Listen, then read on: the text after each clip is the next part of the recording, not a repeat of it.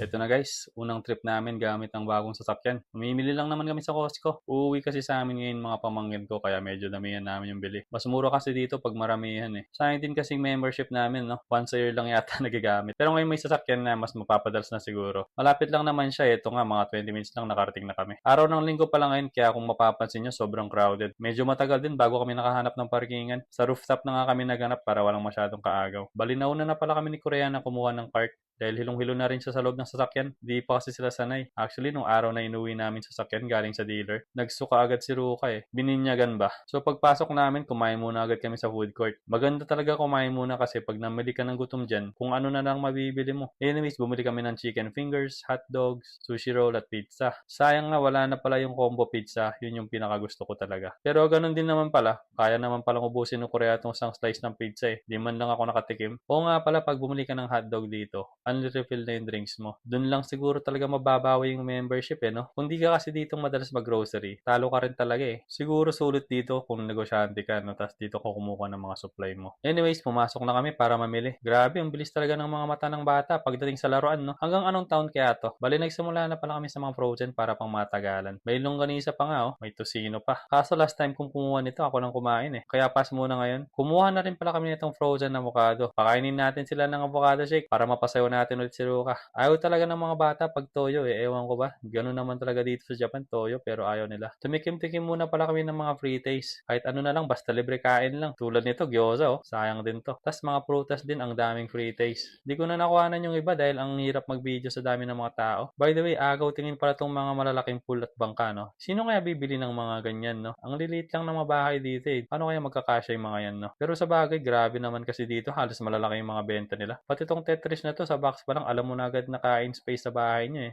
Ito rin sana, oh, pang shooting lang kaso wala talagang space eh. Anyway, sinasapian na pala tong si Ruka kaya binaba muna namin. Ang bilis din niya sa free taste eh. Grabe, first half pa lang ganito nakarami naman ng cart namin. Good luck sa amin mamaya sa bayaran. Dito yung sinasabi ko na pag pumasok ka ng gutom, kung ano-ano na talaga mabibili mo. Matatakam kasi talaga eh. Problema lang kasi sobrang laki ng mga benta. Tignan nyo naman to, malaki pa sa kamay ko. Nung area na to, mapabata or matanda, mapapatikil ka talaga eh. Ito nga si Ruka, parang naglalaway na dito sa cake. Ayaw iwanan eh. Halatang gustong magpabili. Di naman niya birthday. Binuwat na lang siya para makabante na kami. Itong cheesecake na kinuha namin, solid pala ang lasa. Try nyo minsan pag nag-Costco kayo. Highly recommended ko yan. Syempre, di pwedeng palagpasan tong 3-day chicken. 3 araw inabot yan sa amin, kaya 3-day chicken na tawag namin. Sulit naman kasi sa price. Buong manok na kasi yan. Tignan nyo naman yung mga pagkain, boy. Hindi ba kayo matatakam sa mga yan? Kaya ito, napakuha agad ako ng quesadilla eh. Madalang lang kasi ako makakita ng mga ganyan dito sa Japan. Mula dito hanggang sa dulo, puro pagkain yan. Di ko napapakita lahat. Baka matakam na rin kayo eh. Di na rin kami kumuha ng iba pang mga luto, no? Kasi masisira lang. Kaya ito, kumuha na lang ako ulit ng frozen. Para hindi na ma-pressure kung kailan namin kakainin. Napatingin din pala ako sa mga bisikleta dito. Ang mura pala ng mga bike dito, no? Yung mga ganyang price, second hand na yan sa iba eh. Habang nag-CR pala yung dalawa, pumunta kami ni Ruka sa mga pang-camping. May sasakyan na kasi kami kaya medyo nagka-interest na, no? Ito naman si Ruka, nagtutulog-tulugan pa. Kala mo talaga eh, no? Anyways, eto na guys, yung mga Coleman. Di masyadong marami yung mga pang-camp nila, no? Mas maganda siguro tumingin na lang sa mga shop talaga. Parang halos pang barbecue lang yung mga meron nila dito eh. Meron naman kasi mga sites dito pang barbecue. May mga kasama ng grill. Kaya hindi na kailangan ng mga ganyang grills. Pagbalik ng dalaw, may dala silang isang kahon ng KitKat. Ano ba naman yan? Meron naman yan sa mga supermarket pero kumuha pa rin. Bali bumalik pala kami para tumingin ng mga isda. Pero pass na pala.